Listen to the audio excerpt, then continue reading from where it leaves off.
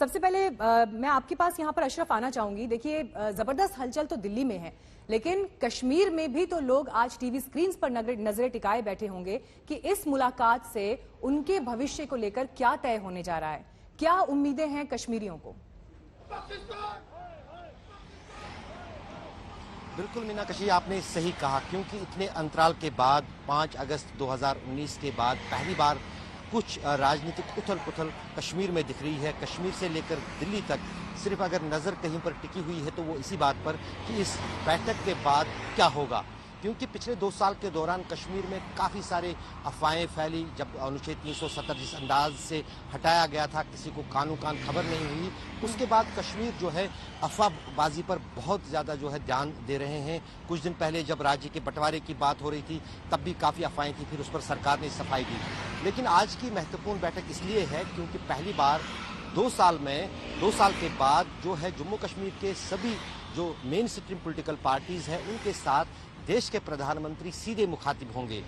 कई दिनों से ये बैठकों का दौर चल रहा है। अलग अलग पार्टी जिनको न्योता मिला था वो अपनी रणनीति अपने कार्यकर्ताओं और नेताओं के बीच में तय कर रहे थे। और उस बीच अभी जब मैं दिल्ली में खड़ा हूँ, कश्मीर के अधिकतर नेता जो हैं, जिसमें 4 भूतपूर्व मुख्यमंत्री फारूक अब्दुल्ला, उमर अब्दुल्ला, महबूबा मुफ्ती, गुलाम नबी आज़ाद, 3 उप मुख्यमंत्री मुजफ्फर बेग, ताराचंद और निर्मल सिंह, ये 7 जिन्होंने पिछले 3 दशकों के दौरान कश्मीर में राज किया है या कश्मीर में सत्ता चलाई है, वो प्रधानमंत्री के साथ इस बैठक में जाहिर है कि अपने अनुभव, अपनी बात और अपने जो ख्याल है वो पेश करेंगे। केंद्र सरकार की तरफ से भी प्रस्ताव रखे जाएंगे, उस पर किस तरह से विचार विमर्श होता है और किन बातों पर सहमति बनती है और कुल मिलाकर इस मीटिंग से निचोड़ क्या निकलता है, उस पर सबकी नजर टिकी हुई है। कश्मीर के सेंटिमेंट्स को अशरफ आप समझते हैं और दिल्ली में आज आप रिपोर्टिंग कर रहे हैं, तो यकीनन ये जो परिस्थितियां हैं आगे भी आप इस पर नजर बनाए रखें। आपके पास मैं लौटूंगी। हर्षदेव सिंह जी, अब मैं आपका रुख यहाँ पर करना चाहूंगी। देखिए, बहुत अहम ये एक मुलाकात होने वाली है। एक बड़ी पहल सरकार ने की है, एक अच्छा माहौल बनाने की कोशिश की है कि सभी पक्षों को बातचीत के लिए आमंत्रित किया जाए। आप तो खुद कश्मीर में सरकार में हिस्सा रहे हैं। आज जब आप मीटिंग के लिए जा रहे हैं, किन उम्मीदों के साथ आप जा रहे हैं?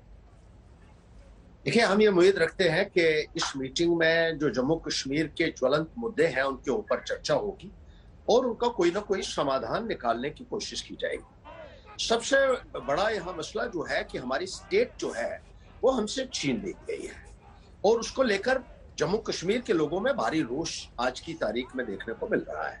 स्टेट रूट जो है जम्मू कश्मीर का बहाल होना चाहिए और साथ ही साथ चुनाव की प्रक्रिया जो है जम्मू कश्मीर में शुरू होनी चाहिए।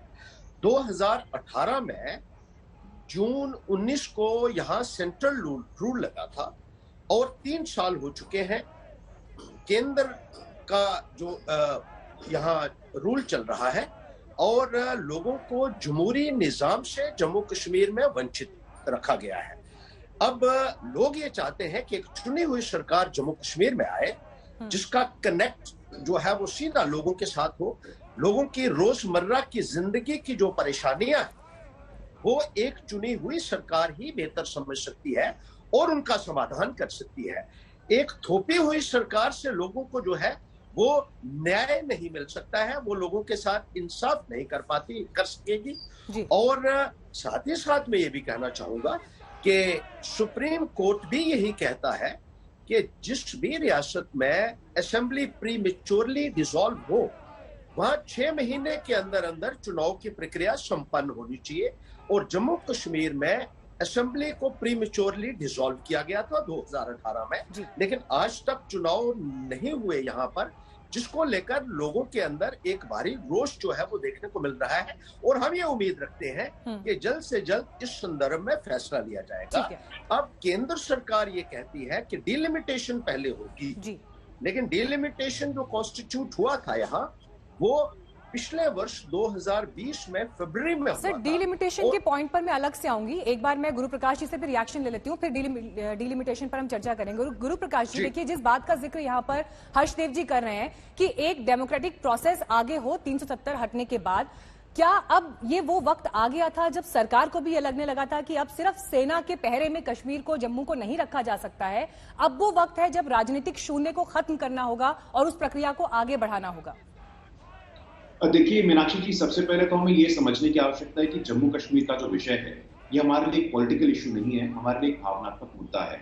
और कल ही 23 जून को भारतीय जनसंघ के संस्थापक अध्यक्ष डॉक्टर श्याम प्रसाद मुखर्जी जी का बलिदान दिवस हमने मनाया था, और हम सबको याद है कि उन्होंने अपना जीवन त्याग दिया था कश्मीर के विषय पे।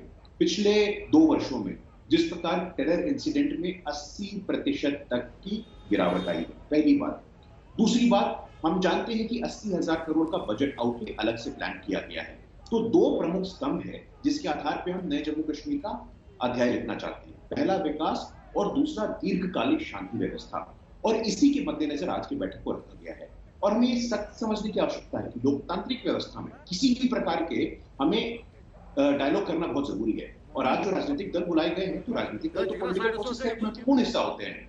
पहला डीडीसी का चुनाव, दूसरा लद्दाख हिल काउंसिल का चुनाव। तो ये पॉलिटिकल प्रोसेस का स्टेज वाइज एक हम लोग रेजोल्यूशन देख रहे हैं जिसका एंड ऑब्जेक्टिव है वो असेंबली का इलेक्शन है, जैसा हर्ष जी कह रहे हैं। हम सबकी इच्छा है कि लोकतांत्रिक तरीके से, लोकतांत्रिक माध्यम से चुनी हुई सरकारी वहां पे शासन करे, लेकिन उसके मद्देनजर जो बैकग्राउंड था इसको रखना यहाँ पे आवश्यक होता है।